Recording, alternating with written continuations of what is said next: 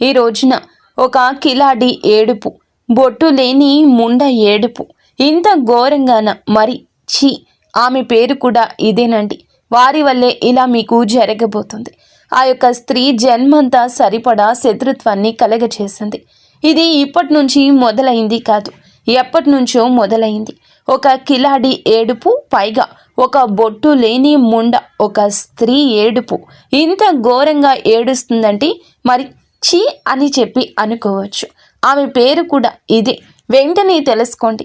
ఏ ఆడ వ్యక్తికైనా కానీ ఒక స్త్రీకి గౌరవం ఇస్తారు. ఇంత నీచంగా ఎందుకు మాట్లాడుతున్నాము అనేది ఈ వీడియో చివరి వరకు చూస్తేనే మీకు అర్థమవుతుంది. ఆలస్యం చేయకుండా వీడియోలోకి మనము వచ్చేద్దాము. ఎప్పుడైనా ఒక స్త్రీకి గౌరవం ఇవ్వాలి. ఎప్పుడు తను బొట్టు లేని స్త్రీగా మారుతుంది అని అంటే తన యొక్క భర్త చనిపోయినప్పుడు. అది అందరికీ కూడా తెలిసిన విషయమే. అటువంటి స్త్రీని కూడా ముండ అనే మాట వాడకూడదు. ఎందుకు అని అంటే ఏ స్త్రీ అయినా ఒక స్త్రీకి ఇచ్చే గౌరవం తప్పకుండా మనం ఇవ్వాలి. శ్రీ రేణుక ఎల్లమ్మ మైసమ్మ తల్లి జ్యోతిష్యాలయం. మీకు ఎటువంటి సమస్యలు ఉన్నా సిద్ధాంతి గారిని సంప్రదించండి. శ్రీ రేణుక ఎల్లమ్మ తల్లి ఆశీస్సులతో జ్యోతిష్యం చెప్పబడును. భార్యాభర్తల సమస్యలు, ప్రేమ సమస్యలు, కుటుంబ సమస్యలు, డబ్బు, వ్యాపారం సమస్యలు, నమ్మిన స్త్రీ లేదా పురుషులు రావడానికి ప్రత్యేకమైన పూజలు చేయబడును. మీరు కోరుకున్న పనులు మూడో వాళ్ళకి తెలియకుండా పూజలు చేయబడును. ఇంకా ఎటువంటి సమస్యలు ఉన్నా సిద్ధాంతి గారిని సంప్రదించండి. Phone number 8855836332. ఏ స్త్రీ అయినా కూడా ఆది పరాశక్తితోటి సమానస్తురాలి. ఏ స్త్రీకైనా కూడా ప్రతి ఒక్కరూ తల వంచి నమస్కరించుకోవాల్సిందే. కానీ ఇక్కడ మనము ఈ వీడియోలో ఒక కిలాడి స్త్రీ, కిలాడి ముండా అనే స్త్రీ గురించి ఈ మాటలు ఎందుకు వాడాల్సి వచ్చింది అని అంటే ఈ రాశి వారు ప్రత్యేకంగా ఈ వీడియోని చివరి వరకు చూస్తే మీకే అంతా పూర్తిగా అర్థమవుతుంది ఎందుకు ఇలా మాట్లాడాల్సి వచ్చింది. ఒకవేళ ముందుగా ఈ మాటలు అన్నందుకు వీడియో చూసే వారికి తప్పుగా అనిపిస్తే దయచేసి మమ్మల్ని క్షమించండి. మరొక్కసారి చెప్తున్నాము, వీడియో చివరి వరకు చూస్తేనే మీకు బోధపడుతుంది. మేము కూడా ఒక స్త్రీగానే ఇదంతా చెప్తున్నామని ఆలకించండి. వ్యక్తిగతంగా వీరు ఎలా ఉంటారు అంటే చాలా మంచి మనస్కులండి ఈ రాశివారు. ఎదుటివారు కాస్త మంచితనం చూపించినా కానీ, ఎదుటివారు కాస్తంత ప్రేమను పంచినా కానీ వీరు చాలా వరకు వారి ప్రేమకు దాసోహం అయిపోతూ ఉంటారు. కానీ పైకి ప్రేమ చూపించడం అనేది వీరికి రానే రాదు. వీరి యొక్క మనసు చాలా సున్నితం అయినప్పటికీ కూడాను ఎదుటి వారితో కొంచెం అంటే కొంచెం ర్యాష్గా మాట్లాడుతూ ఉంటారు. అంటే ఎలా మాట్లాడుతారు అంటే కనుక ఏంటి, చెప్పు, ఆ పని అయ్యిందా, అవుతుందా, ఇలా అంటే అన్నం తిన్నారా, తినలేదా, ఇంకా అలాగే ఉంటారా, ఇట్లా ఉంటుందన్నమాట. అంటే ప్రేమ ఉంటుంది కానీ కొంచెం కఠినత్వం ఉంటుంది. అమ్మ అన్నం తిన్నావా, ఈ మాట వేరుగా ఉంటుంది. ఏయ్ అన్నం తినలేదు ఇంకా అని అనే మాట వేరుగా ఉంటుంది. అవును కదా, వీళ్ళు రెండో జాతికి చెందినవారు. అలా అని చెప్పి కఠినాత్ముల అంటే అదేం కాదు. చిన్నప్పటి నుంచి వీరు పెరిగిన వాతావరణం, వీరి చుట్టూ ఉండే పరిసరాలు, వీరు పనిచేసే దగ్గర ఉండే ఆ యొక్క పరిసరాలు, ఆ చుట్టూ ఉండే జనము, వీరందరి వల్ల కూడాను వీరి యొక్క మానసిక స్థితి అనేది ఈ విధంగా తయారయ్యింది. ప్రేమకు కొంచెం తక్కువగా నోచుకొని పుట్టారు అని చెప్పుకోవచ్చు ఈ రాశి వారిని. ఎందుకు అని అంటే గనక చిన్నతనం నుంచి కూడా వీరికి కుటుంబ బాధ్యతలు, బరువులు అనేవి వీరి మీద పడేసరికి కుటుంబాన్ని ఎలా పోషించాలి, అయ్యో నా కుటుంబ పరిస్థితి ఇంత ఘోరంగా అయిపోయింది, నా వంతు సహాయం నేను చేద్దాము, ఎంతో ఒక వేడి నీళ్లకు చన్నీళ్లు తోడులాగా నేను కూడా ఒక రూపాయి సంపాదించి నా కుటుంబానికి ఇచ్చి సహాయపడదాము అనే ఉద్దేశ్యంతో వీరు చిన్నతనంలోనే ఆ చదువు ఏదైతే ఉంటుందో, కొంతమంది చదువుకుంటున్న పార్ట్ టైం జాబ్ లాగా చేసుకునైనా కుటుంబానికి ఎంతో కొంత విలువని ఇచ్చి, ఎంతో గౌరవాన్ని ఇచ్చి కుటుంబం కోసం ఒక రూపాయిని చిన్న వయసు నుండి కష్టపడి అందజేశారని కూడా చెప్పుకోవచ్చు. ఇంత నా బిడ్డ కష్టపడుతున్నారు కదా, నా బిడ్డ ఇంత కుటుంబం గురించి ఆలోచిస్తున్నారు కదా అని చెప్పి ఈ యొక్క రాశి వారి యొక్క తల్లిదండ్రులు ఎవరైతే ఉన్నారో వీరు కూడా అంత ఎఫర్ట్ అనేది పిల్లల మీద పెట్టారు. ప్రేమ లేదా అంటే ప్రేమ లేదు అని మేము చెప్పము, కానీ వీరి యొక్క మెంటాలిటీ ఏ విధంగా ఉంటుంది అంటే, మనం ఏంటో మనం చూసుకుందాము, మన స్వార్థం మనం చూసుకుందాము, మనకి డబ్బులు నెల వచ్చేసరికి చేతిలో పెడుతున్నారా లేదా చేతిలో పెడుతుందా, ఇంతవరకే చూసుకుందాము అన్నట్లుగా వారి యొక్క వ్యక్తిగతం గురించి ఆలోచించుకుంటారు. ఇటు వీరి యొక్క బిడ్డల గురించి కాస్త నిర్లక్ష్య ధోరణి. ఎంత ప్రేమ ఉన్న తల్లిదండ్రులు అన్నా తర్వాత ప్రేమ లేకుండా ఉండదు. ప్రేమ ఉంటుంది, కానీ ఆ ప్రేమకు కూడా ఒక లిమిట్ అనేది ఉంటుంది. అంటే ఒక గీత అనేది వారే గీసుకున్నారు. ఆ గీత దాటి వాళ్ళు అడుగు బయటికి పెట్టి వాళ్ళ దగ్గరికి తీసుకోకపోవడం వల్ల కాస్తంత వీరికి మూర్ఖత్వం అనేది పెరిగిపోయింది. ఇక్కడ ఎంత మూర్ఖత్వం పెరిగినా కూడా, ఎంత చదువు అనేది నిర్లక్ష్యం చేసినా కూడా సమాజానికి మనము ఒక విలువను ఇవ్వాలి అనే విషయం వీరికి తెలుసు. ఇక్కడ మనకి సమాజం, మన యొక్క జీవితం అనేది ఎంతోమంది వ్యక్తుల ద్వారా ఎన్నో గుణపాఠాలు నేర్పిస్తుంది. మనుషులతో ఎలా మాట్లాడాలి, ఎలా ప్రవర్తించాలి, డబ్బు కోసం ఏ పని చేయాలి, ఏ దారిలో వెళ్తే మనకి గౌరవం పెరుగుతుంది, ఇవన్నీ కూడా వీరి చుట్టూ పరిసరాల నుంచి నేర్చుకున్నవి చాలా ఎక్కువగా ఉంటాయన్నమాట. కాబట్టి ఈ రాశి వారు ఇన్ని కష్టాలు పడి ఇంతగా ఆ యొక్క పరిస్థితులన్నీ ఎదుర్కొని తట్టుకొని చిన్న వయసు నుండే కుటుంబ బరువు అనేది భుజాల మీద వేసుకొని వీళ్ళకంటూ ఏ కష్టాలు వచ్చినా అన్నింటినీ తట్టుకొని జీవితంలో వయస్సులో అనుభవించాల్సిన సుఖాలను వీరు అనుభవించలేకపోయారు. కాబట్టి వీరు ఈ యొక్క ఆ మానసిక స్థితి అనేది కొంచెం కఠినత్వంగా మారిందే తప్ప వీరు యాక్చువల్గా అయితే చాలా అంటే చాలా మంచి మనసు ఉన్నవారు. కుటుంబం కోసం త్యాగం చేస్తారు. రేయింబవళ్ళు కుటుంబం కోసం కష్టపడి పని చేస్తారు. కష్టపడి కుటుంబం కోసం ఎక్కువ ప్రాముఖ్యత ఇస్తారు. వారికంటూ సమాజంలో ఒక గుర్తింపు తేవాలి, నలుగురిలో వారికంటూ ఒక విలువ తీసుకొచ్చి పెట్టాలి, వారికంటూ ఒక స్థానాన్ని మనమే ఏర్పరచాలి అనే ఉద్దేశ్యంతో, అంటే వారు కష్టపడి ఒక కొవ్వొత్తిలాగా వెలుగునిస్తూ వీరు కరిగిపోతారు అని కూడా చెప్పొచ్చు. అంత త్యాగం అనేది ఈ రాశి జాతకుల్లో ఉంటుంది. కానీ ఇంత చేస్తున్నాను అని చెప్పి బయటకు మాత్రం చూపించారు. అటువంటి వ్యక్తిత్వం కలిగిన వారు ఈ యొక్క రాశివారు. కానీ ఎవరి కష్టాలు వారు పడుతున్నా కూడా, ఎవరి బాధలు వారు పడుతున్నా కూడా, ఎవరి నొప్పిని వారు అనుభవిస్తున్నా కూడా ఇక్కడ బయట పరిస్థితులు ఏ విధంగా ఉన్నాయంటే, మనం రూపాయి పెట్టి ఒకళ్ళ చేత పని చేయించుకుంటున్న ఏడుపే, మన రూపాయి పెట్టి మనం ఏదైనా ఒక ఆటో కానీ ఒక కారు కానీ మన ఇంటికి పిలిపించుకొని అది ఎక్కి వెళ్ళినా కూడా ఏడుపే. మనం రూపాయి పెట్టుకుని ఏదైనా ఒక మంచి చీర కట్టుకున్నా బయటికి ఇలా కనిపించినా కూడా ఏడుపే. ఒక బంగారం చేయించుకున్న ఏడుపే, కాస్త ఇల్లు వైనంగా మార్చుకున్న ఏడుపే, ఏదైనా పొలం కొన్న ఏడుపే, స్థలం కొన్న ఏడుపే, ఇల్లు కొన్న ఏడుపే. ఈ ఏడుపులన్నీ ఎక్కడి నుంచి వస్తున్నాయి? మన మీద పడి ఏడవాల్సిన అవసరం ఒకరికి ఎందుకుంటుంది? ఇంత ఏడ్చి వారు సాధించేది ఏమిటి అంటే కనుక, ఇక్కడ ఏడ్చేవారు ఎవరు అనే మాటకు వస్తే మొదటిగా ఏడ్చేవారు బయటవారు కాదు, మీకు మీ ఇంట్లో ఉన్నవారు ఇక్కడ ఎక్కువగా ఏడుస్తూ ఉంటారు. మీరు 100% నమ్మినా నమ్మకపోయినా కానీ మీ యొక్క కుటుంబంలో మీరంటూ కూడా కొంతమందిని నమ్ముతారు. మీకంటూ ఎవరైతే ఆ యొక్క స్త్రీ ఇంపార్టెన్స్ ఇస్తారో, ఎవరైతే ఎక్కువగా మీరు నమ్ముతున్నారో, ఎవరైతే నా వాళ్ళు అని చెప్పి ప్రేమ చూపిస్తారో, ఇక్కడ రక్త సంబంధం గుర్తుపెట్టుకోండి. ఈ యొక్క రక్త సంబంధం ఎవరైతే ఉన్నారో ఆ స్త్రీకి ఇప్పుడు ప్రస్తుతానికి భర్త కూడా లేరు. ఈ యొక్క రక్త సంబంధంతో పాటుగా ఈ యొక్క రక్త సంబంధానికి ఇష్టమైన బయట స్త్రీ ఒకరు కూడా ఉన్నారు. వారు కూడా మీ ఇంట్లో వారి, మీ ఇంటి పేరు ఉన్నవారే. ఇక్కడ అర్థమైంది కదా, రక్త సంబంధం. రక్త సంబంధానికి తోడుగా బయట వ్యక్తి, ఆ బయట నుండి వచ్చిన వ్యక్తి మీ ఇంటికి వచ్చిన వ్యక్తి, మీ ఇంటికి వచ్చిన వ్యక్తి కాబట్టి మీ ఇంటి పేరు, మీ ఇంటి తాలూకా, మీ ఇంటి సిద్ధాంతం, మీ ఇంట్లో ఉండే వ్యక్తి. ఇక దీన్ని బట్టి మీరు అర్థం చేసుకోండి. కానీ ఈ యొక్క స్త్రీల ఏడుపు వల్ల ఏం జరుగుతుంది, మాకేం నష్టం వచ్చింది, వారు ఏడుస్తున్నారు అని ఇంత ఖచ్చితంగా మీరు ఎలా చెప్పగలుగుతారు అంటే, చెప్తాము వినండి. ఎందుకు అని అంటే కనుక, ఎప్పుడైనా కానీ మీరు మంచితనానికి పోతారు. నా వాళ్లే కదా అని చెప్పి ₹1 ఖర్చు పెడతారు. నా వ్యక్తులు కదా అని చెప్పి వారి పనులు, వారి అవసరాలు అన్నీ కూడా తీరుస్తారు. వారి యొక్క పనులు, అవసరాలు అన్నీ కూడా గడిపించుకున్న తర్వాత మిమ్మల్ని పూర్తిగా అందరూ కలిసి పరాయి వాళ్ళుగా చేసేస్తారు. వాళ్ళ అవసరాలు తీర్చుకున్న తర్వాత నువ్వు ఎవరో నేను ఎవరో అన్నట్లు ప్రవర్తిస్తారు. ఇక్కడ వారికి కావాల్సింది డబ్బే. ఈ డబ్బు కోసం వారు ఎంతకైనా కూడా దిగజారిపోతారు, తెగించేస్తారు.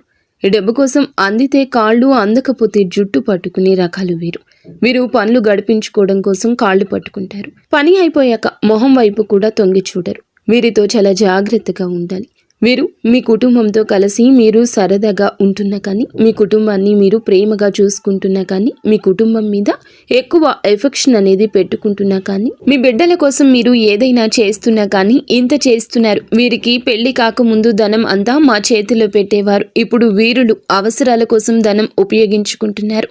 మాకేమీ ఇవ్వడం లేదు అనే ఉద్దేశ్యంతో ఒక ఏడుపు.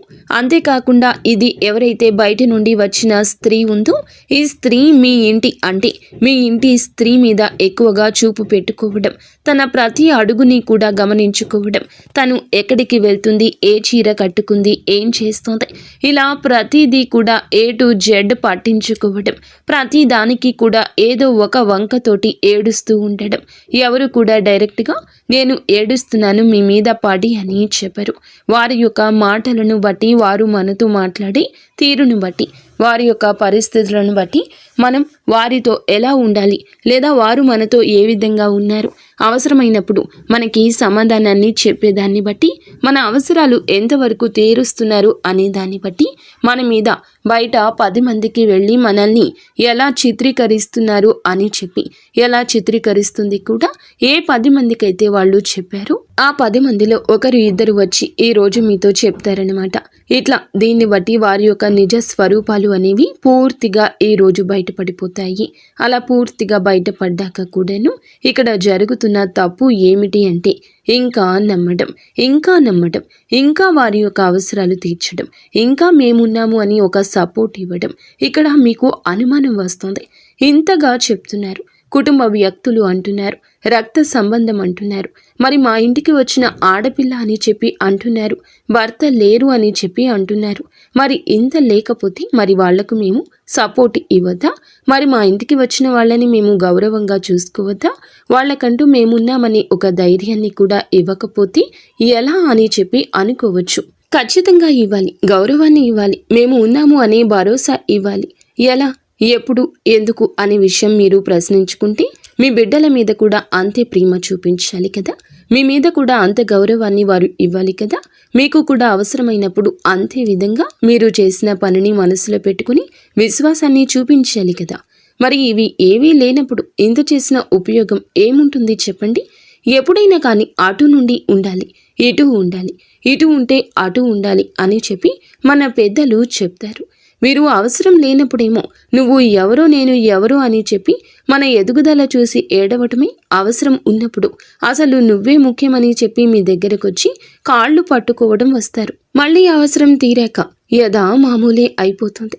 ఇలా జరుగుతూ ఉంటే ఎంతవరకు చెప్పండి? అలాగే మీ ఇంట్లో ఈ మధ్య గత కొంతకాలం నుంచి, కొద్ది సంవత్సరాల నుంచి భార్యాభర్తల మధ్య గొడవలు, చికాకులు, ఇబ్బందులు, మీ ఇద్దరి మధ్య వేరే వారు ఎంటర్ అయిపోతూ ఉండడము, అలాగే వారి వల్ల గొడవలు, మానసిక ప్రశాంతత లేకపోవడం, ఇంట్లో తరచుగా అనారోగ్య సమస్యలు వస్తూ ఉండడం గమనించారా? ఇంట్లో ఎప్పుడు మనశ్శాంతి అనేది లేకుండా ఉండడం, తరచుగా ఇబ్బందులు, గొడవలు అనేవి వస్తూ ఉండడం, వీటన్నింటికి కూడా కారణం ఆ యొక్క స్త్రీల ఏడుపేనండి. మరి ఏడిస్తే ఇంత జరుగుతుందా అంటే ఖచ్చితంగా అండి. దైవశక్తి ఎంత ఉంటుందో నెగటివ్ శక్తి కూడా, నరదృష్టి కూడా అంతే ఉంటుంది. నరుల చూపుకి నల్లరాయి సైతం పగిలిపోతుందని చెప్పి మన పెద్దలు చెప్తారు. అలాగే ఇక్కడ జరుగుతుంది కూడా, అది నరదృష్టి. మరి ఈ నరదృష్టి నుండి ఎలా తప్పించుకోవాలి అని మీరు మమ్మల్ని ప్రశ్నిస్తే, నిజంగా మేము ఎంతో మందిని చూసి వారి యొక్క జీవితంలో ఇవి చేయడం వల్ల వారికి ఉన్న ప్రతి నెగిటివ్ ఎనర్జీని దూరం చేసుకున్నారు. అది కను దృష్టి అయినా కానివ్వండి, లేకపోతే కనుక ఇంట్లో వారు పదే పదే వారి యొక్క స్వార్థపు బుద్ధితోటి వీరిని వాడుకోవడం వల్ల వచ్చిన ఆ యొక్క ఘోష ఏదైతే ఉంటుందో, వీరు బాగుపడిపోతున్నారేమో అని చెప్పి ఒక తపన ఏదైతే ఉంటుందో, ఆ తపన వల్ల వచ్చే నెగిటివ్ శక్తి అయినా కానివ్వండి, లేకపోతే చేసే పనుల్లో ఆటంకం ఏర్పడడం కానివ్వండి, ఇలా ఏ విధంగా అయినా కానివ్వండి, ఎప్పుడైనా కానివ్వండి, నెగిటివ్ ఎనర్జీని పూర్తిగా ఈ విధంగా దూరం చేసుకుని వారి జీవితంలోకి అదృష్టాన్ని ఆహ్వానించుకునేవారు చాలా మంది ఉన్నారు. ఏం చేయాలి అసలు? ఈ రాశి వారి విషయానికి వస్తే గనుక, ఈ రాశి వారు గుర్తుంచుకోండి, ఇప్పటి నుంచి మనకి కొత్త సంవత్సరం స్టార్ట్ అయిపోయింది. ఆంగ్ల సంవత్సరాది అయినప్పటికీ కూడా మన యొక్క క్యాలెండర్ మారుతుంది. ఈ రోజు నుంచి మీకు ఈ యొక్క డేట్ నుంచి కూడా ఇలా చేయండి. ఏదైనా కానీ చెయ్యాలి, మారాలి అని చెప్పి ప్రతి ఒక్కరూ కూడా సంకల్పం పెట్టుకోవాలి. ముఖ్యంగా ఇప్పటి నుంచి మీరు చేయాల్సింది ఏమిటంటే, మీ యొక్క ఫ్యామిలీ మెంబర్స్ ఎవరైతే మీ మనసుకి తెలుస్తుంది, వీరు నా మంచి కోరేవారు, మీరు చెప్తే నా అనుకునే చెప్తారు, ఇటువంటి వాళ్ళు ఎవరైతే ఉన్నారో వారి మాటలు మాత్రమే వినండి. గతంలో వారి వల్ల మీకు ఎటువంటి ఉపయోగం కానీ లాభం కానీ లేకపోతే గనుక వారి మాటలు నమ్మొద్దు. అటువంటి వారి మాటలు తీసి పక్కన పెట్టేయండి. వారి మాటలు ఎప్పుడు వినొద్దు. మీ జేబులో రూపాయి తీసి వాడేటప్పుడు ఎవరి కోసం వాడుతున్నాను, దేనికోసం వాడుతున్నాను అని చెప్పి ఆలోచించుకోండి. ఎంత ప్రాణ స్నేహితులైనా కానీ ఎంతవరకు ఉంచాలో అంతవరకే ఉంచండి. ఎక్కడ పెట్టాలో అక్కడ పెట్టండి. వారితో అతిగా ఏమీ కూడా కుటుంబ విషయాలు పంచుకోవద్దు. ముఖ్యంగా ఎవరి కోసం ఒక్క రూపాయి ఖర్చు చేయొద్దు. మీరు పడే కష్టం ఏదైతే ఉందో మీలో బిజినెస్ పార్ట్నర్స్ ఉంటారు. మీకు తోడుగా ఎవరైనా కానీ, అంటే మీ తోటి ఉద్యోగస్తులు కూడా ఉంటారు. ఇలా ఏదైనా కానీ వారితో కూడా ఎంతవరకు ఉండాలో అంతవరకే ఉండి లిమిట్స్ మెయింటైన్ చేయండి. ఒక్క రూపాయి కూడా జారనివ్వద్దు. ముఖ్యంగా గుర్తుంచుకోండి, ఈ రాశి వారు ఈ రోజు నుంచి ప్రతి సోమవారం కాకపోయినా నెలలో ఏదైనా సోమవారం శివాలయానికి వెళ్ళండి. శివునికి మీ చేతో అభిషేకం చేసే ప్రయత్నం చేయండి. దీనివల్ల మీకు ఉన్న ఎటువంటి నెగిటివ్ శక్తి అయినా వెళ్ళిపోతుంది. ప్రతి శనివారం రోజు వెంకటేశ్వర స్వామి గుడికి వెళ్ళండి. ఆ స్వామి వారికి గుడిలో తులసి మాల సమర్పించండి. దీనివల్ల మీకు చాలా రకాలుగా అదృష్టం కలిసి వస్తుంది. ఇక భార్యాభర్తల మధ్య ఎవరికైతే తరచుగా గొడవలు జరుగుతున్నాయో వారు ముఖ్యంగా తెలుసుకోవాల్సింది ఏమిటంటే గనక, మీరు అవునన్నా కాదన్నా ఇలాగే జరుగుతుంది. నరదృష్టి కోపంలోకి లాగేస్తుంది. మీరు ఏదైనా శివాలయానికి వెళ్ళడాన్ని మాత్రం నిత్యము కాకపోయినా అప్పుడెప్పుడైనా అలవాటు చేసుకోండి. నాగేంద్ర స్వామి గుడిలో కానీ, లేదంటే సుబ్రహ్మణ్యేశ్వర స్వామి గుడిలో కానీ 2 నాగుపాముల పడగలు, అంటే 2 నాగుపాములు పెనవేసుకుని ఉంటాయి కదా, ఆ రాతి విగ్రహానికి ఒక గ్లాసుడు పాలు పోసి పసుపు కుంకుమ వేసి చక్కగా జిల్లెడు ఆకు మీద బెల్లపు ముక్కను పెట్టి నువ్వుల నూనెతోటి దీపారాధన చేయండి. దీనివల్ల మీకు భార్యాభర్తల మధ్య గొడవలు అనేవి శుభ్రంగా పోతాయి. ఎటువంటి ఇబ్బందులు, ఎటువంటి సమస్యలు రాకుండా ఉంటాయి. అలాగే ఇంట్లో కోపాన్ని, ఆవేశాన్ని కంట్రోల్లో ఉంచుకోండి. ఎప్పుడు కూడా ఏ సిచ్యువేషన్లో అయినా కూడా కోపాన్ని, ఆవేశాన్ని కంట్రోల్లో ఉంచుకోవాలి అనే ఒక కొత్త నియమాన్ని ఇక నుంచి అయినా పాటించండి. ఎందుకంటే మీ యొక్క మంచి మనసు ఉన్న వాళ్ళకి కోపం కూడా ఎక్కువే. అలా కోపం వల్ల మీకు తెలియకుండానే మీకు చాలా నష్టం జరుగుతుంది. కాబట్టి ఆ కోపాన్ని, ఆవేశాన్ని కంట్రోల్లో ఉంచుకోండి. ఒక మాట నోట్లో నుండి బయటకు వచ్చేటప్పుడు ఈ మాట నేను అనడం వల్ల ఎదుటి వారు వింటారా లేదా ఇది ఎంతవరకు నమ్మొచ్చు, ఎంతవరకు వినొచ్చు అని చెప్పి ఇలా ఆలోచించుకొని దానికి తగ్గట్లుగా మీరు మాట్లాడండి. అలవి కాని చోట అధికులం అనరాదు. మన పెత్తనం జరగని చోట మనం పెత్తనం చెలాయించడం వల్ల మనకే అవమానం ఎదురవుతుంది. కాబట్టి ఇవన్నీ కూడాను మీరు ముందే తెలుసుకోండి. దాన్ని బట్టి అడుగు ముందుకు వేసే ప్రయత్నం చేయండి. ఇవన్నీ మనసులో పెట్టుకొని ఎవరైతే ఆ స్త్రీలు ఉన్నారో వారితో ఎంతవరకు ఉండాలో అంతవరకే ఉండి వారికి ఎక్కువగా ధనాన్ని ఖర్చు చేయొద్దు. అసలు ఎక్కువ కాదు, అస్సలు ఖర్చు చేయకుండా ఉండండి. మీ లిమిట్స్లో మీరు ఉండండి. మీ ఫ్యామిలీని మీరు హ్యాపీగా చూసుకోండి.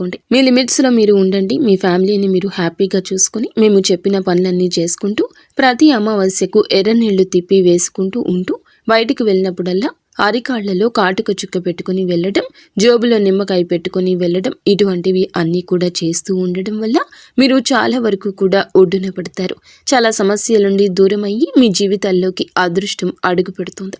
అర్థమైంది కదండి. ఈ రాశి వారికి ఈ వీడియో నచ్చిందని అనుకుంటున్నాము. నచ్చింది అనిపిస్తే వీడియోకి లైక్ చేయండి. కింద కామెంట్ సెక్షన్లో ఓం నమ శివాయ అని కామెంట్ చేయండి. అంతా